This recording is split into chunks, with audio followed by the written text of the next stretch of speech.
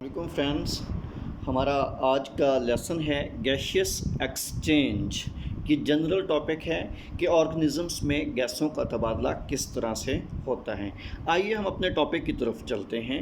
What is gaseous exchange? First of all इसे हम दो तरह से डिफाइन कर सकते हैं। Number one, taking in oxygen, जानदारों के जिस्मों के अंदर ऑक्सीजन का ले जाना, और given out of carbon dioxide, या फिर जिस्म से कार्बन डाइऑक्साइड निकालना। यानी दोनों को इकट्ठा करें तो ऑर्गेनिजम्स का अपनी बॉडी के अंदर ऑक्सीजन का दाखिला और कार्बन डाइऑक्साइड का अखराज, गैसों का तबादला या गैशियस एक्सचेंज कहलाता है।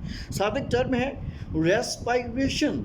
रेस्पायरेशन जानदारों को अपनी बॉडी के अंदर रनिंग, रिप्रोडक्शन के लिए या दीगर लाइफ एक्टिविटीज़ परफॉर्म करने के लिए एनर्जी की ज़रूरत पड़ती है। तो जानदार अपनी एनर्जी डेफिशिएंसी को फुलफ़िल करने के लिए रेस्पायरेशन करते हैं। That's why the energy producing process in life, जानदारों में एनर्जी पैदा करने का अमल रेस्पायरेशन कहलाता है। सेकेंड वे से भी डिफाइन कर सकते हैं, it is also called oxidation of food. खुराक की तोड़ फोड़ को भी रेस्पायरेशन कहा जाता है। Why energy is important for our life, हम अपने जानदार अपनी जिस्मानी ज़रूरियात को, एनर्जी की ज़रूरियात को पूरा करने के लिए रेस्पायरेशन करते हैं।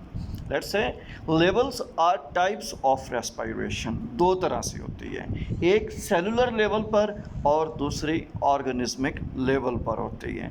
पहले अगर हम देखें सेलुलर लेवल पर तो इसे हम सेलुलर रेस्पायरेशन या इंटरनल रेस्पायरेशन कहते हैं।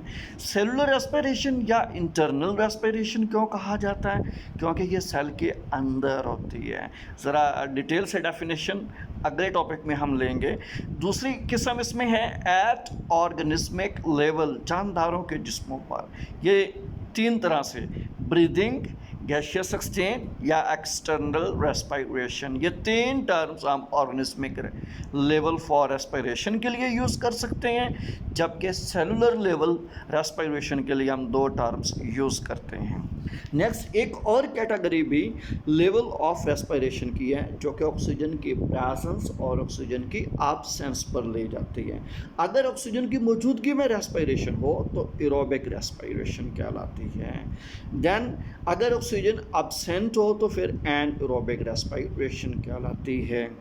तो डियर स्टूडेंट्स, हम कुछ टर्म्स लेते हैं। ब्रीदिंग, गैशियस एक्सचेंज या एक्सटर्नल रेस्पायरेशन क्या होती है?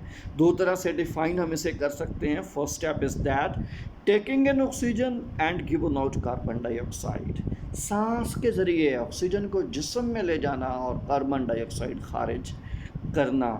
जबकि दूसरी तरह से the process of respiration that occurs at organismic level, respiration का वो अमल जो जानदारों के लेवल पर होता है, उसे भी हम ब्रीदिंग, गैशियस एक्सचेंज या एक्सटर्नल रेस्पिरेशन कहते हैं। तो इन दो डेफिनेशंस में दो काम होते हैं। पहला इनहेलिंग ऑफ ऑक्सीजन, जिस्म को बॉडी के अंदर ऑक्सीजन ले जाना, और दूसरा एक्सेलिंग ऑफ कार्बन डाइऑक्साइड, यानी कार्बन डाइऑक्साइड को बॉडी से बाहर निकाल देना। तो याद रखिए ये दोनों प्रोसेस हमारी लाइफ के लिए इंतहाई ज़रूरी होते हैं। What is cellular respiration? The process in which carbon and hydrogen bonds of food or glucose are broken down by oxidation reduction reactions. तो ये ऐसा प्रोसेस है जिसमें ग्लूकोज या खुराक के अंदर फूड में पाए जाने वाले कार्बन और हाइड्रोजन बॉन्ड्स को ऑक्सीडेशन रिडक्शन रिएक्शन के ज़रिए तोड़कर एनर्जी हासिल की जाती है। तो याद रहे, गैशियस एक्सचेंज हो, ब्रीदिंग हो, सेलुलर रेस्पिरेशन हो, सभी का रिजल्ट या ऑब्जेक्टिव एटीपी पैदा करना होता है। Then comes next term anaerobic respiration. It is cellular respiration in which oxygen is not necessary or not required. ये ऐसा सेलुलर रेस्पिरेशन का प्रोसेस होता है जिसमें ऑक्सीजन की ज़रूरत नहीं होती, क्योंकि ऑक्सीजन ग्लूकोज ब्रेकडाउन में या बॉडी के फ्यूल की ब्रेकडाउन में यूज़ नहीं हो रही। Then there is production of low quantity of energy कम से कम पैदा होती है। लास्ट डेफिनेशन है हमारी aerobic respiration. This is high energy producing process. तो ये ऐसी सेलुलर रेस्पिरेशन की टाइप है in which oxygen is used, इसमें ऑक्सीजन को इस्तेमाल किया जाता है।